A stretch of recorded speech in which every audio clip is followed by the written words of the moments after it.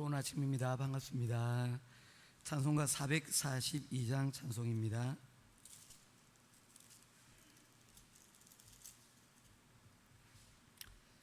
찬송가 442장 찬송입니다.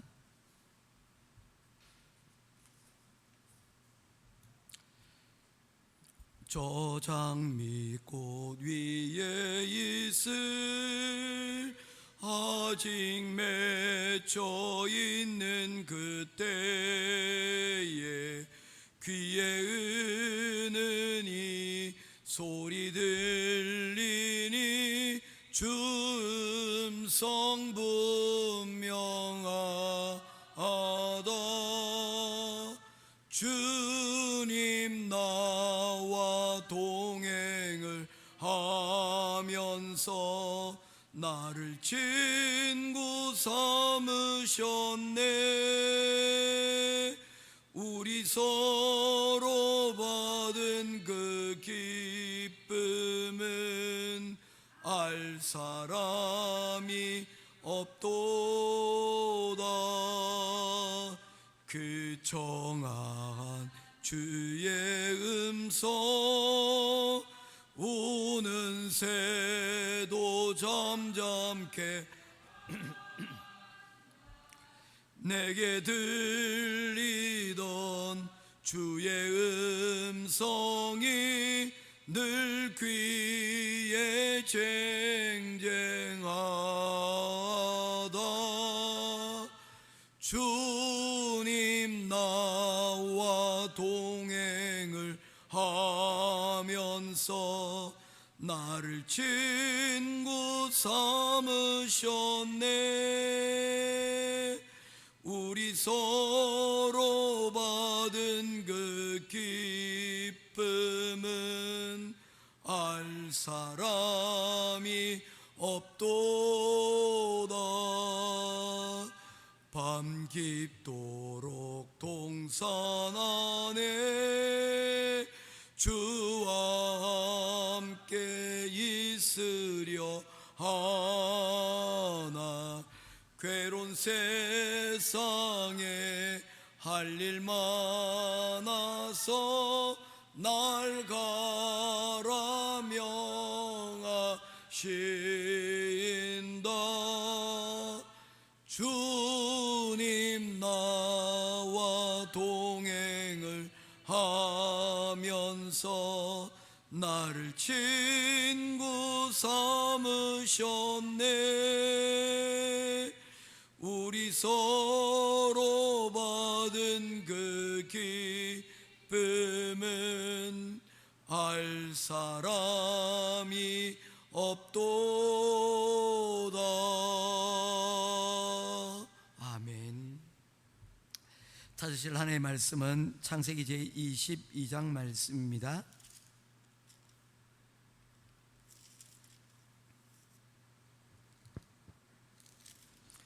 창세기 제22장 13절부터 24절까지 말씀 보도록 하겠습니다. 한 절씩 교독하며 보겠습니다. 아브라함이 눈을 들어 살펴본즉 순양이 뒤에 있는데 뿔이 수풀에 걸려 있는지라 아브라함이 가서 그 수양을 가져다가 아들을 대신하여 번제로 드렸더라. 아브라함이 그 땅 이름을 여호와이레라 하였으므로 오늘날까지 사람들이 이르기를 여호와의 산에서 준비되리라 하더라. 여호와의 사자가 하늘에서부터 두 번째 아브라함을 불러 여호와께서 이르시기를 내가 나를 가르쳐 맹세하노니 내가 이같이 행하여 내 아들 내 독자도 아끼지 아니하였은즉 내가 내게 큰 복을 주고 내 씨가 크게 번성하여 하늘의 별과 같고 바닷가의 모래와 같게 하리니 내 씨가 내 대적의 성문을 차지하리라. 또 내 씨로 말미암아 천하 만민이 복을 받으리니 이는 내가 나의 말을 준행하였음이니라 하셨다 하니라. 이에 아브라함이 그의 종들에게로 돌아가서 함께 떠나 브엘세바에 이르러 거기 거주하였더라. 이 일 후에 어떤 사람이 아브라함에게 알리어 이르기를 밀가가 당신의 형제 나홀에게 자녀를 낳았다 하였더라. 그의 맏아들은 우스요 우스의 형제는 부수와 아람의 아버지 그무엘과 게셋과 하소와 빌다스와 아들락과 부두엘이라. 이 8사람은 아브라함의 형제 나홀의 아내 밀가의 소생이며 부두엘은 리브가를 낳고 나홀의 첩 르우마라 하는 자도 대바와 가함과 다스와 마야가를 낳았더라. 아멘. 계속해서 창세기 22장 말씀을 살펴보도록 하겠습니다. 이 이야기는 소설로 치면 발단, 전개, 절정, 결말 중에서 어디에 해당된다고 하였습니까? 절정 부분에 해당된다고 하였습니다. 우리 포인트를 잘 알아야 됩니다. 아브라함에게 있어서 그가 자녀에게만 목적을 두었다면 그의 절정기는 아마도 그가 100세 아이를 낳는 것, 아니면 그 이전에 86세 때에 이스마엘을 낳는 것, 그것이 그의 절정기였을 것입니다. 왜냐하면 어떻게 생각해 보면 그게 자신에게 마침내의 축복이 없기 때문입니다. 아이를 낳을 수 없는 그 상황에서 하나님께서 그를 불러 아이를 낳게 하시겠다는 그 약속을 받고 가나안 땅에 왔는데, 그 가나안 땅에 들어온 지도 많은 시간이 흘렀지만 그에게 자녀가 씨가 그의 가운데 생겨나지 않았습니다. 그런 가운데 그는 하나님, 나의 상속자는 내 집에서 길리운 사람, 전통대로 내 자녀가 없을 경우에는 양자를 입적해서 그를 통해서 나의 계보를 이어가려고 하시는 것입니까? 라고 그렇게도 이야기를 하였습니다. 근데 하나님께서는 내 몸에서 날 자라가 내 씨가 될 것이다 라는 약속을 분명하게 하셨고, 그리고 하갈로 인하여서 아이를 출산을 하게 됩니다. 이것이었구나, 이게 내 인생에 내 씨를 맛보는 이게 절정이구나 라고 생각했을 수가 있지 않겠습니까? 나도 이제 아버지가 되었다. 그 목적이 어쩌면 완성이 됐을 것입니다. 그 이후에도 하나님께서 내가 아이를 낳게 될 것이다, 사라를 통하여 아이를 낳게 될 것이다 라고 말씀하였음에도, 하나님, 내게는 이미 아들이 있지 않습니까?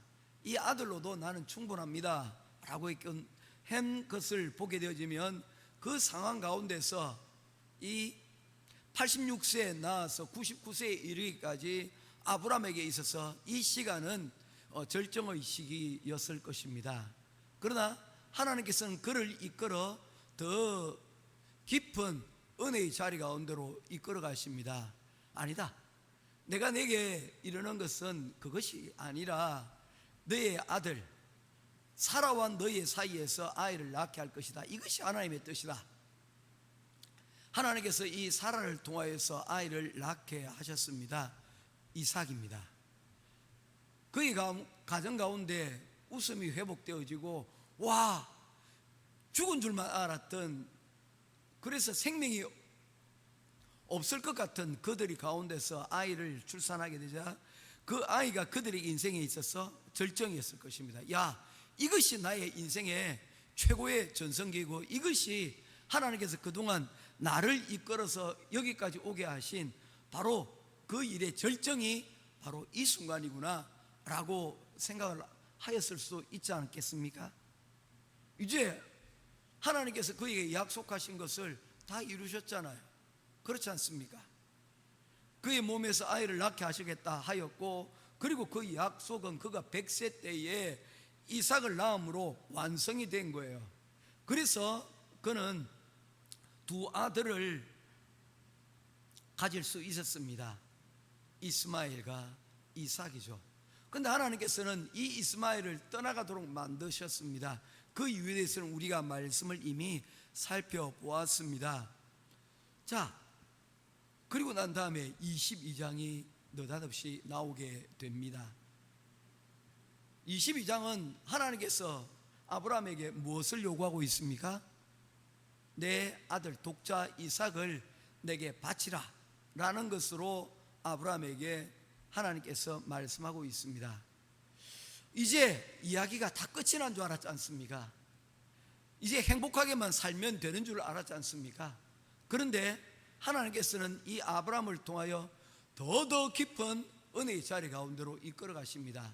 왜냐하면 아브라함을 통해서 하나님께서 주시겠다고 하신 그 씨는 이삭으로 끝이 나는 것이 아니었기 때문입니다. 이 이삭을 통하여 어디까지 하나님께서는 이끌어 가시려고 하시는 것입니까? 그 씨에 대한 내용을 우리가 한번 살펴보도록 하겠습니다. 17절 말씀입니다. 18절까지 보겠습니다. 17절을 제가 읽겠습니다. 내가 내게 큰 복을 주고 내 씨가 크게 번성하여 하늘의 별과 같고 바닷가의 모래와 같게 하리니 내 씨가 그 대적의 성문을 차지하리라. 18절입니다. 또 내 씨로 말미암아 천하 만민이 복을 받으리니 이는 내가 나의 말을 준행하였음이니라 하셨다 하니라. 아멘. 계속해서 등장하고 있는 한 단어가 있습니다. 뭡니까? 내 씨. 너로 말미암은 너의 자손에 대해서 이야기를 하고 있습니다. 이 자손은 이삭을 의미하고 이 자손은 애굽 땅에 내려갔다가 다시 올라온, 그래서 하나님의 백성, 하나님의 제사장 나라가 되어진 이스라엘을 의미하는 것입니다. 또한 이 씨가 의미하는 것은 어떤 것입니까? 내 씨로 인하여 천하 만국이 복을 받으리라. 이 씨는 누구를 의미하는 것입니까? 예수 그리스도까지 연결되어지는 것이죠. 결국에 하나님께서는 이 아브라함의 믿음을 통하여서 왜 이렇게까지 하나님께서 이 아브라함의 믿음을 혹독하게 시험하시고 그리고 더 깊은 자리로 더 깊은 은혜의 자리 가운데로 그를 인도하신 이유가 무엇입니까? 바로 그 아브라함의 믿음을 통하여서 하나님께서 이 독자 이삭을 통하여 그 계보를 통하여 천하 만민이 복을 받을 수 있는 예수 그리스도를 그 자손 가운데 태어나시게 하기 위한 하나님의 큰 그림, 하나님의 계획이 그의 가운데 있었다는 것을 우리들에게 보여주고 있는 것입니다. 우리 모두가 다 아브라함처럼 되지는 못해요. 그런데 하나님께서는 어떤 경우에 있어서는 우리를 정금과 같이 단련시키시고 정금과 같이 우리를 훈련시키시는 그런 상황들을 만나기도 합니다. 그래서 때로는 어려움이 있지만 때로는 문제가 있지만 그 어려움과 문제가 결국에는 그 어려움을 극복하고 난 뒤에 그것이 하나님의 축복이 되는 경우가 여러분 있더라는 겁니다. 오늘 나오는 이야기 13절의 이야기도 그와 같은 내용을 담고 있습니다. 13절 같이 읽도록 하겠습니다. 시작. 아브라함이 눈을 들어 살펴본 적 한 수양이 뒤에 있는데 뿔이 숯불에 걸려 있는지라 아브라함이 가서 그 수양을 가져다가 아들을 대신하여 번제로 드렸더라. 아브라함이 눈을 들어 살펴본 적, 아브라함이 눈을 들어 살펴본다 하는 것들이 이 22장에 두 번에 걸쳐서 등장을 하고 있습니다. 아브라함이 브엘세바에서 출발을 해서 아침 일찍 출발해서 3일째 되던 날에 그가 비로소 하나님께서 그에게 가라고 명령하신 모리아 산에 이르게 되었습니다. 그 모리아 산에 이르게 되었을 때 그가 어떻게 이야기합니까? 2절 말씀입니다. 여호와께서 이르시되 내 아들 사랑하는 독자 이삭을 데리고 모리아 땅으로 가서 내가 내게 일러준 산 거기서 번제를 드리라 라고 하였습니다. 제4절입니다. 제3일에 아브라함이 눈을 들어 그곳을 멀리 바라본지라.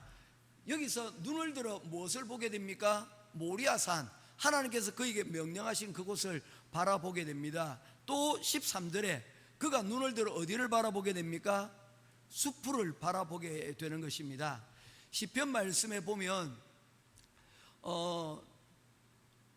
내가 산을 향하여 눈을 들리라. 나의 도움이 어디서 올꼬? 나의 도움은 오직 천지를 지으신 하나님께로부터로다 하는 말씀이 있습니다. 여기서 말씀하고 있는 산은 어떤 산입니까? 바로 이 모리아산이에요. 이 산이 바로 시온산입니다. 하나님의 성전이 있는 곳, 하나님의 뜻과 하나님의 계획이 있는 곳, 바로 그 시온산 모리아산입니다. 그 눈을 들어 그것을 바라보며 어디로 갑니까? 순례자들은 그 도움을 바라며 순례의 길을 여러분 올라가는 것입니다. 우리가 매주 교회를 오게 될 때에 습관적으로 교회에 여러분 나오는 것이 아니라 교회를 생각하고 여러분 어떤 생각들을 하고 오십니까? 그곳에 하나님의 말씀이 있고 그곳에 오늘 들리는 찬양과 오늘 우리 드리는 예배와 기도를 통하여서 하나님께서 우리에게 어떤 은혜와 그리고 또한 어떤 도움을 이를 통하여서 내게 흘려보내 주실까 라는 것을 우리가 기대하며 여러분 올라와야 된다는 것을 말씀을 하고 있는 것입니다. 아브라함은 모리아산을 바라보며 무엇을 그가 기대하며 왔을까요? 어제 말씀드린 것과 마찬가지예요. 하나님께서 죽은 나와 같은 나를 통하여서 생명을 주셨는데 그 생명을 이렇게 허무하게 그냥 날려보내지 않으실 것이다. 히브리서 11장 19절을 그는 생각을 하였습니다. 히브리서 기자가 얘기하지 않습니까? 아브라함은 죽은 가운데서 다시 살리실 줄로 믿었다라고 이야기를 하고 있지 않습니까? 내가 내 독자 이삭을 번제로 드리지만 그 번제 드린 그 자리에서 하나님께서는 그를 다시 살리실 것이라는 부활의 신앙, 어디까지 이르게 된 것입니까? 예수 그리스도의 부활의 자리까지 여러분 나아가게 되는 것을 볼 수가 있습니다. 생명을 주신 것, 우리로 치면 크리스마스죠. 그 크리스마스의 신앙, 예수 그리스도께서 오신 것을 기뻐하고 즐거워하는 크리스마스의 신앙도 있지만 우리의 신앙은 어디까지 연결되어야 됩니까? 그 예수께서 다시 살아나시고 부활하신 그 부활의 신앙, 그 자리까지 우리가 나아가야 됩니다. 그래야 우리가 살게 됩니다. 할렐루야. 이것을 믿어야 돼요. 예수 그리스도 오심을 우리가 환영하고 우리가 또한 그것을, 그 오심을 우리가 환영하고 받아들이는 그 자리도 중요하지만 우리의 믿음이 완성되는 자리는 어디입니까? 부활하신 예수 그리스도를 믿는 그 자리 가운데로 나아가야 되는 것입니다. 베드로와 그리고 예수님의 제자들이 어디에서 실패를 했습니까? 예수님의 십자가 앞에서 다 실패하고 넘어졌습니다. 그들이 어디까지 바라보지 못한 것입니까? 내가 다시 부활할 것이다, 고난 이후에 부활이 있을 것을 그들에게 말하였음에도 불구하고 그들은 그 말씀에까지 이르지 못하였습니다. 장래까지는 겨우겨우 그들이 나왔지만 그 이후에 그들은 뿔뿔이 흩어질 수밖에 없었던 이유가 예수 그리스도의 부활의 자리까지 이르지 못하였던 것입니다. 그런데 예수께서 그들에게 다시 찾아가셔서 내가 다시 살아나셨다, 너에게 평강이 있을지어다 말씀하실 때에 그들의 눈이 이제 들려지게 된 겁니다. 눈을 들어 이제 하나님이 어떤 분인가, 예수 그리스도가 어떤 분인가, 그 부활하신 예수 그리스도를 보고 난 이후에 그들의 눈은 달라지고 변화되었다는 것입니다. 그 이후의 삶은 우리가 다 알지 않습니까? 도망가고 두려움에 사로잡혀 있던 그들이 그 자리에서 이제 하늘의 그 부활의 영광을 경험하고 난 다음에 사람의 이야기를 듣는 것보다 감옥에 갇힌 자리에서 하나님의 말씀을 듣는 것이 더 옳지 않느냐, 감옥을 두려워하지 않는 사람이 되게 되었다는 것입니다. 옥이 그들을 신앙을 제한하지 못하였다는 것입니다. 우리에게도 예수 그리스도를 믿고 나아갈 때에 많은 어려움과 환경적인 문제들을 만나기도 합니다. 그때에 우리에게 필요한 것이 무엇입니까?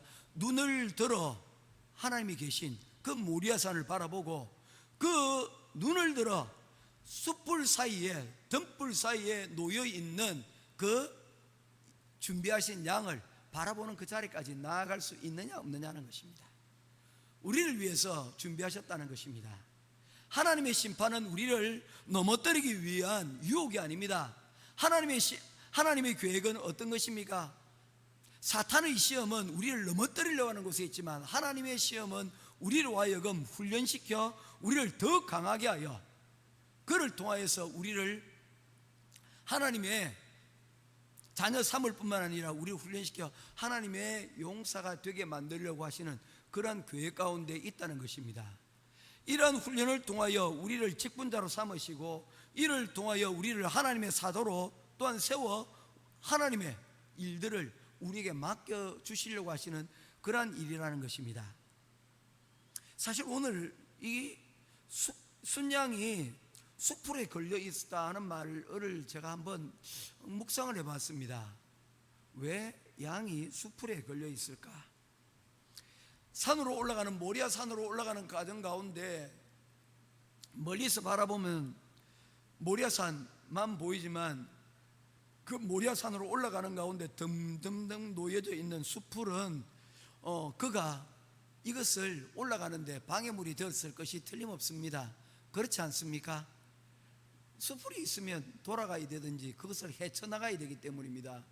어쩌면 우리가 하나님의 모리아산 가운데로 올라가는 그 과정 가운데 우리에게 어려움이 있고 방해가 되는 그런 요소들이 있습니다. 우리 자녀들도 그렇고 우리들도 그렇지 않습니까? 우리 뜻대로 다 잘 되지 않잖아요. 인생에 뜻하지 않는 숲풀들을 많이 만날 때가 있습니다. 그런데 그 숲풀에 하나님의 예비하신 여호와 이레가 그 가운데 숨겨져 있는 그러한 상황들도 있더라는 것입니다. 우리가 고린도전서에서 보면 말씀이 있지 않습니까? 하나님은 우리에게 시험을 주시는데 그 시험을 능히 뭡니까? 피할 수 있는 길도 허락하시고, 그리고 또한 그 시험 당할 점에 우리로 뭐합니까? 그 시험을 이길 수 있는 능력도 우리에게 감당하여 주신다는 것입니다. 이것을 믿으셔야 됩니다. 숲풀 속에 그리고 어려움 속에 숨겨져 있는 하나님의 계획들이 그곳 가운데 여러분 숨겨져 있다는 사실을 우리가 잊어서는 안 된다는 것입니다. 할렐루야. 이것이 중요합니다. 그 양을 통하여서 아브라함의 믿음은 여호와 이레의 자리에 이르게 되어집니다. 이것이 얼마나 중요하냐면요, 아브라함의 하나님에 대한 인식이 창세기를 통하여 쭉 22장까지 흘러오면서 우리가 11장을 살펴봤지 않습니까? 12장부터 시작되어진 아브라함의 이야기가 22장까지 이어지지 않습니까? 이 아브라함의 이야기가 드라마틱하게 펼쳐지지만 그 곳 가운데서 하나님의 인도하심을 따라서 아브라함이 이 하나님에 대한 표현 또한 자꾸 달라지고 그리고 변화되어지는 것을 볼 수가 있습니다. 믿음에 따라서 그가 한 경험을 따라서 계속해서 그는 하나님을 알아가고 그리고 하나님을 배워가고 있다는 것을 볼 수가 있는 것이죠.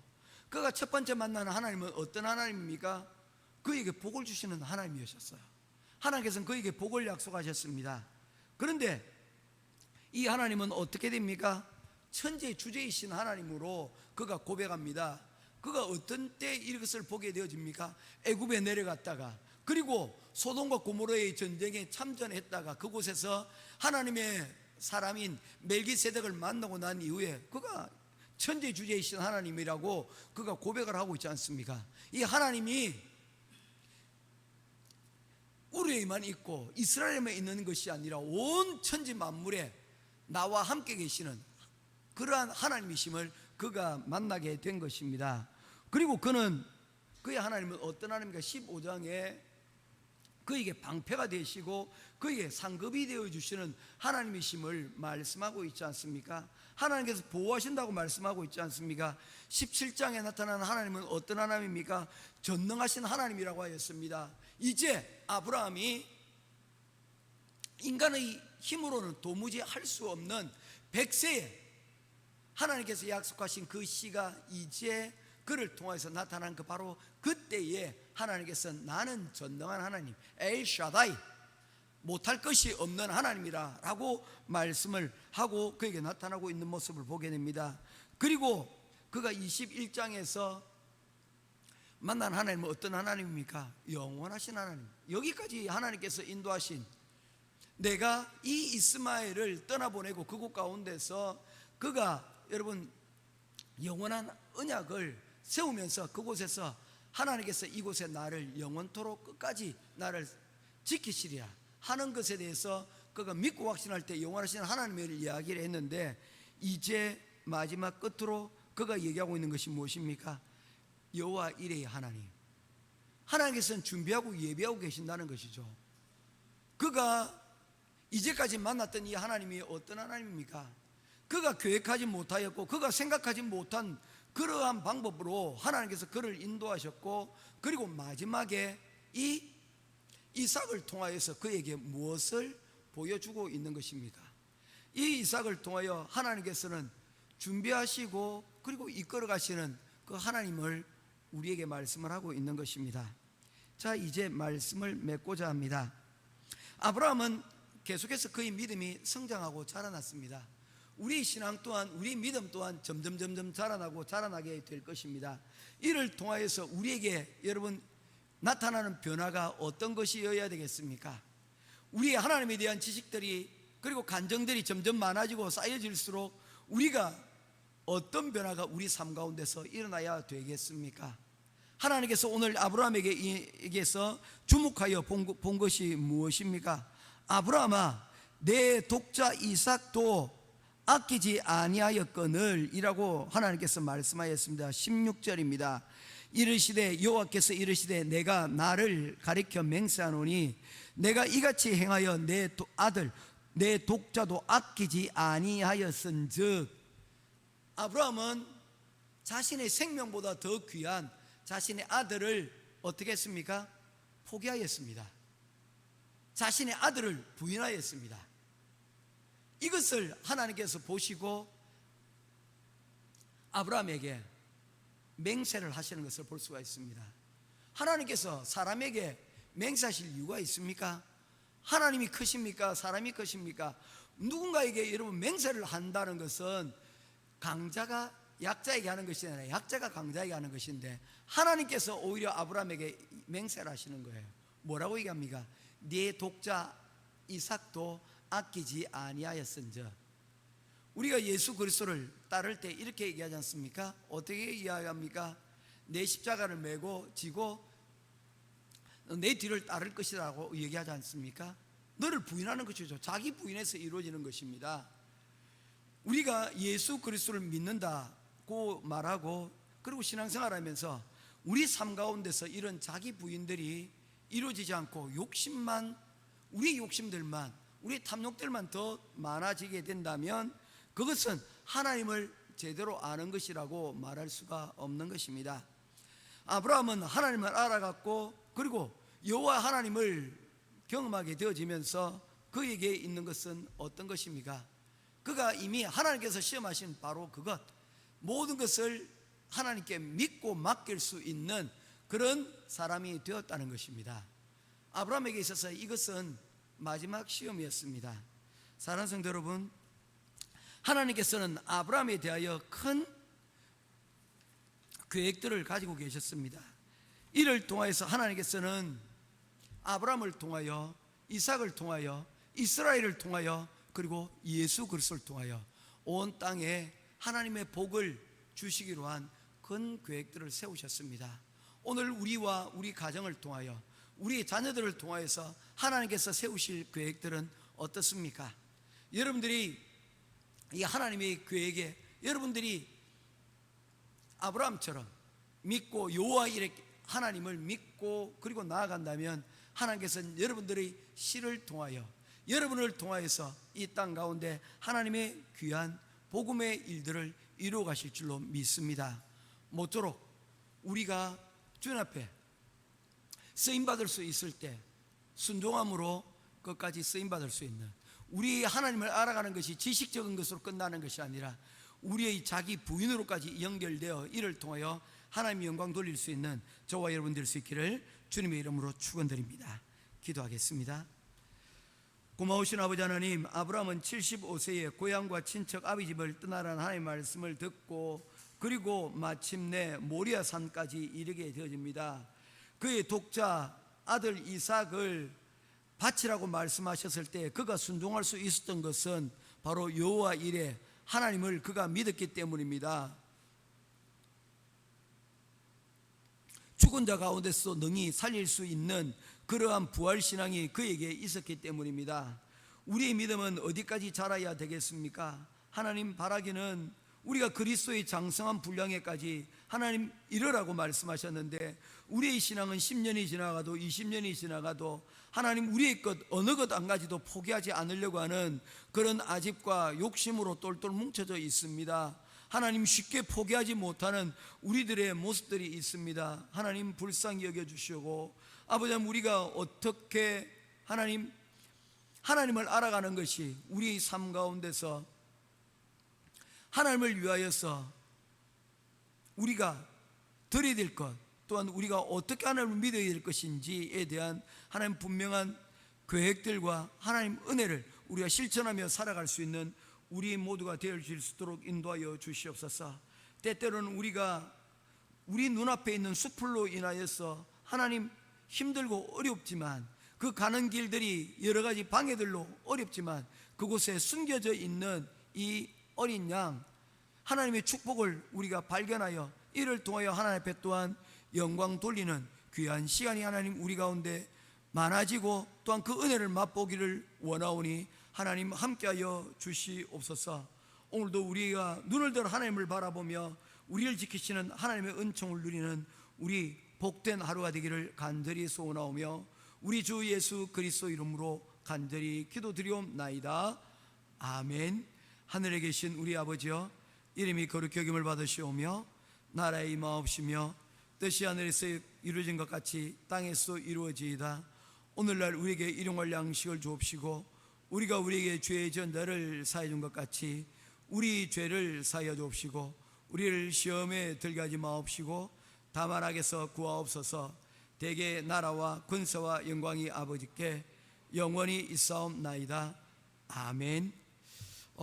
이제 최종 판결까지 이제 다음 주에는 분명히 아마 나올 것 같습니다.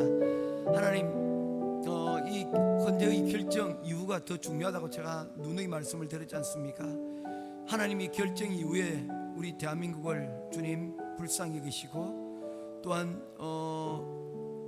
대한민국이 화합하고 서로 이 결정을 존중할 수 있는 나라 되게 해달라고 기도해 주시고, 두 번째로 교회가 일로 인하여서 많이 힘들고 어렵습니다. 남과 북이 분단되어진 질도 이제 80년이 지나가는데, 세대와 세대도 우리 자그마한 땅덩어리 이 지역도 이렇게 서로 분열이 되어지고 있는데, 교회도 분열이 되고 있습니다.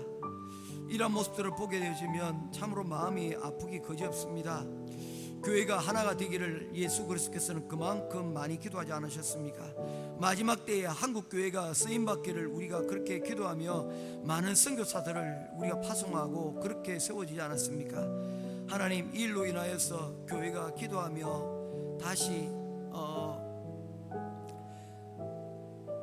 회복되어지고 하나의 자리 가운데로 나아갈 수 있도록 우리가 우리 교회를 위해서 또한 함께 기도하며 우리가 나아가도록 하겠습니다. 같이 기도하도록 하겠습니다.